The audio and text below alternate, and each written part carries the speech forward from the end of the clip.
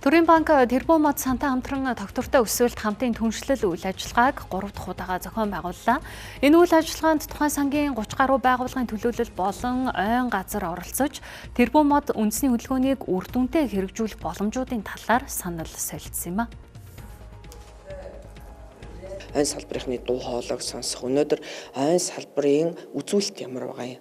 Ямар судалгаатай явж байгаа юм? Цаашид бид нар юу анхаарах юм? Яавал бид нар энэ мод тарихын Тэрбум мод үндэсний хөдөлгөөнийг яавал илүү сайн эрчимжүүлж дэмжиж өгөх юм гэдгийг банкуудынхаа түүчээ дотроос тэгээ ялангуяа Төрийн банкны өнөөдөр байж байгаа энэ олон улсаас татсан дээр нь Төрийн банк бол одоо ногоон ирээдүйд ногоон банк болох гэж тэмүүлж байгаа энэ зорилгын хүрээнд ногоон зээлүүдийн мэдээллийг ойн салбар, байгаль орчны салбарынд хүргэхийг зорж байгаа. Тэрбум мод санг Монгол банк, арилжааны банкуд Монголын банкны холбоо хамтран 2022 онд байгуулсан байдаг. Энэ хугацаанд нийт 3.5 сая мод тарьж 93 төсөл хөтөлбөр хэрэгжүүлсэн. Үүний 36 төрийн өмчийн сургууль цэцэрлэг, эмнэлэг, асрамжийн газрын гадна талын тохичлтын ажил байгаамаа.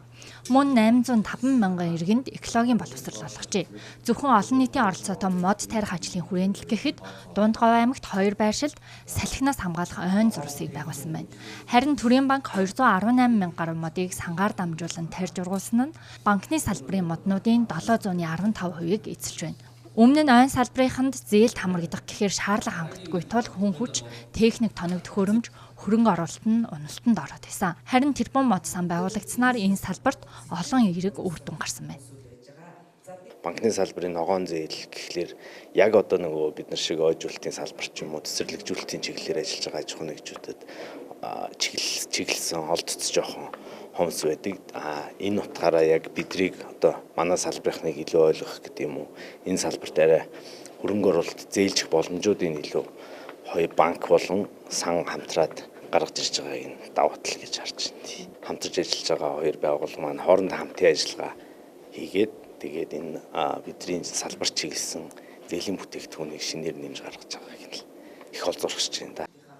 Тэрбум мод сан нь банк болон ойн аж ахуйн салбарынханд гүүр болон ажиллаж байна. Энэ хүрээнд банкны ногоон зээл нийт зээлийн багцын 3%-ийг эзэлж байгаа бол үүнийг цаашид 10% хүрэхээр зорж байгаа юм байна.